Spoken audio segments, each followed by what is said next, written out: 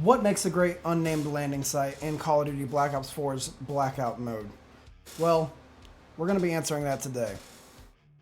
We're going to go through and discuss the best sites to land that sometimes fly under the radar to the named locations such as Rivertown, Factory, Nuketown. So, sit right there and enjoy. Let's get into it.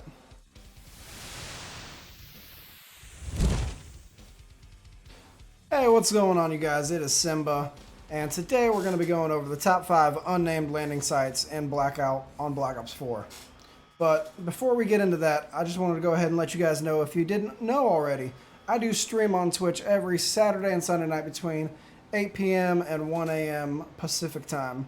So if you haven't already, hit the link down below, come see me on Twitch, hang out and chat, become a member of SiMba's Pride. I'd greatly appreciate it. But let's go ahead and dive on in to the top 5 unnamed landing sites. We're going to start off with an honorable mention. That's going to be the campsite where you can pick up Frank Wood's bandana to unlock him in that character mission. This site is a good site to land, but it's pretty much only good for solos because there's not enough loot for just two people or even 4 people in quads. But if you do land there by yourself or even with a duo, you can get some quick loot. There's a vehicle usually nearby, and you can go through to the houses that are just over the hills and get more loot. But coming in at the number 5 spot, we're going to be going with 8-pack. Originally 6-pack when the game first came out, but they added 2 more houses on the Grand Heist operation. 8-pack has a plethora of loot. Like, there is just all the loot you could ask for solos, duos, quads. But the only con I have with it is the houses are a bit spread apart for if you're by yourself. It would take a while to loot, and sometimes you don't have enough time to loot all 8 of those houses.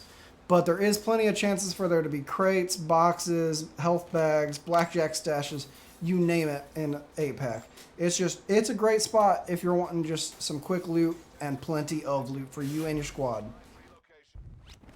Coming in at number 4, we're going to have the wager houses. These are the houses that are right next to the farms. For this, it's quick loot, easy rotation in any direction because it's pretty much dead center of the map. My only qualm with it is there's not enough loot for a full squad. Pretty much the maximum people I would want landing there is 2 people, just you and a duo. There is easy rotations to go to the farmhouses or even up to Fracking Tower or down to Rivertown. So it's a nice little central location to get you going any direction. Coming in at the number 3 spot, we're going to have this shopping center that's in between the 2 bridges leading to Nuketown Island. The reason I've put this pretty much center of the pack is it's a great landing spot. It's got plenty of loot, enough loot for a full squad. Usually it's a kind of a hot spot if it's on the start of a flight path, so you might have to fight your way through it.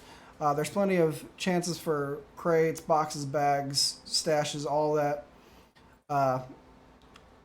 My only other issue with it is sometimes the rotation can be tricky out of there because you have to watch out for people coming from Nuketown, which if you don't have a sniper rifle or something with a nice 3 to 4 times sight on it, you're not going to be able to see the people that are standing up on like those pride rocks, as I call them.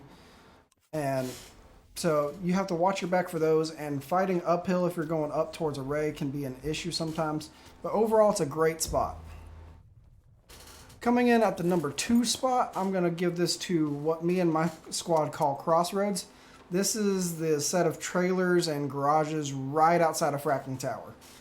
Now, these buildings are great.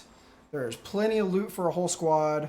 Usually several buildings have bags or crates or a blackjack stash, and you can easily get equipped up with plenty of loot, weapons, pretty much any weapon of your choice.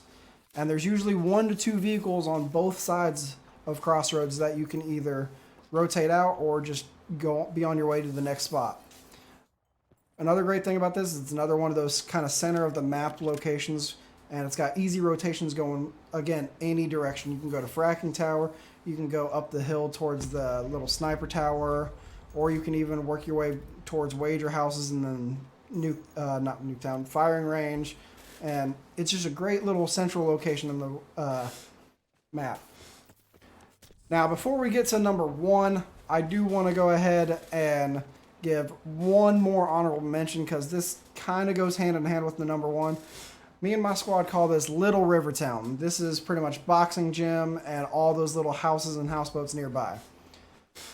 The reason I'm not putting this actually on the list is because I kind of consider it as part of my number 1. But you got your zombie box there. You can get plenty of other buildings and houses and houseboats to loot from. Sometimes there's even crates and blackjack stashes that are on the docks or on the one building next to the boxing gym. It's overall a pretty good location. It's also one of those spots that can sometimes be tricky to fight your way out of if it's busy with traffic. But ladies and gentlemen, coming in at the number 1 spot, we're going to have what me and my friends call the Pride Lands. But it's the shopping center right in between Factory and Turbine. It's right across the bridge that has a little island dead center of it. This is probably 85 to 90% of my landing sites every time I load into a game of Blackout. This area has all the loot you could ask for. It's got usually a crate, box, health bag, or a blackjack stash in almost every game. I have maybe 1 out of 3 that it doesn't spawn in, but other than that, it spawns in most of the time that one of those will be in this area. It's got a vehicle that's usually parked right outside of it all the time. You got multiple different routes you can take to get to your next circle depending on where it goes. A lot of the time, circle actually ends up going that direction. Here lately, I've rarely seen at least the first circle not include this spot. And this is literally my favorite spot to go to almost every game. Me and my squad go there almost every time we play. We just love this spot. It's got all the loot we could ask for. We each have our own assigned buildings that we loot. And then we start working our way usually up north towards Little Rivertown and then start making our way into the rest of the map. It's just overall a great spot.